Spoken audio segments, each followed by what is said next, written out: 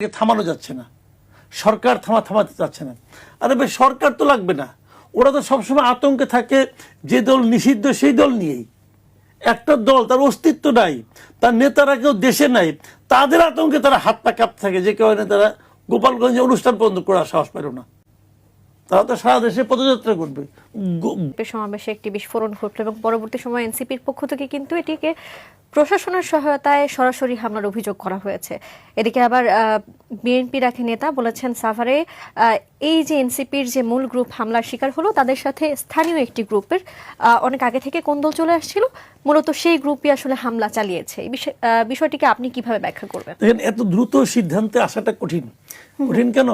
আমার কাছে যে জিনিসটা খুবই একটু অবাক লাগছে সেটা হলো যে বোমা হামলার মানে ককটেল ফুটছে, কেউ আহত নিহত হয় নাই, তো এখানে একটা প্যানিক তৈরি করা অথবা একটা শব্দ করা, তো সঙ্গে সঙ্গে এনসিপি লিডাররা বুঝে ফেলাইলো এটা প্রশাসন করছে। কেমনি বুঝলো? ককটেল যখন শব্দটা হয়েছে, ধোঁয়া বেরিয়েছে, ওই ধোঁয়ার মধ্যে লেখা ছিল ইহা প্রশাসন কর্তৃক মানে বিস্ফোরিত হইল, লেখা ছিল না তো। সঙ্গে সঙ্গে সে কেমনি বুঝলো? আবার আরেকটা দেখেন, আমি একটা ভিডিও দেখলাম, এক ভদ্রমহিলা বক্তৃতা দিচ্ছিলেন, বক্তৃতা দেওয়াকালীন শব্দটা হলো, এবং তাদের মধ্যে যেটা একটা শব্দ তো হলো ভাই, ওটা বোমা না গ্রেনেড না ককটেল, এটা তো দূরের শব্দ শুনে তো আপনি বুঝবেন না প্রথমে। তো মানুষের মধ্যে একটা মানে স্বাভাবিক একটা স্বভাবজাত একটা আপনার রিফ্লেকশন থাকবে না, যে আপনার একটা আতঙ্কগ্রস্ত হওয়া। আপনি দেখেন ভিডিওগুলো, কারোর মধ্যে কোনো আতঙ্কের কোনো ছায়া নাই, কিন্তু তার মানে কি তারা কি জানতো এটা এখন ফুটবে?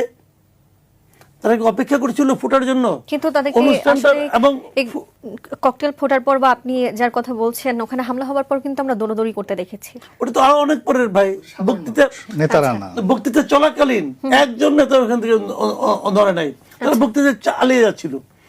আর যে জিনিসটা আমি বলতে চাচ্ছি যে ওইটা ফুটলো কখন? অনুষ্ঠানটা একদম শেষ পর্যায়ে এসে, কারণ তাদের যা করার বলার সেটা বলা শেষ। এখন আসেন যে ফুটিয়েছে লোকটা দুষ্ট, আমি বুঝে নিলাম। এখন তার সাইকোলজিটা আমরা একটু বোঝার চেষ্টা করি। উনি এটা কেন ফুটিয়েছেন? মিটিংটাকে পণ্ড করার জন্য?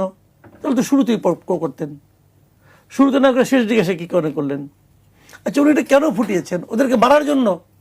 ও তো মঞ্চে ফুটেছেন, তাহলে মারার জন্যও না, মিটিংটা পণ্ড করার জন্য না, মিটিংটা সম্পূর্ণ শেষ হওয়ার পরে শেষ মুহূর্তে যে ফুটিয়েছেন, যে ফুটানোর কারণে মিটিংয়ের স্বাভাবিক বক্তৃতা কিন্তু ক্ষতিগ্রস্ত হয় নাই। ওনারা বক্তৃতা দিয়েই শেষ করেছেন, ওনারাও খুব একটা আতঙ্কিত হয় নাই, কারণ ওনারাও বুঝতে পেরেছিলেন এটা ওই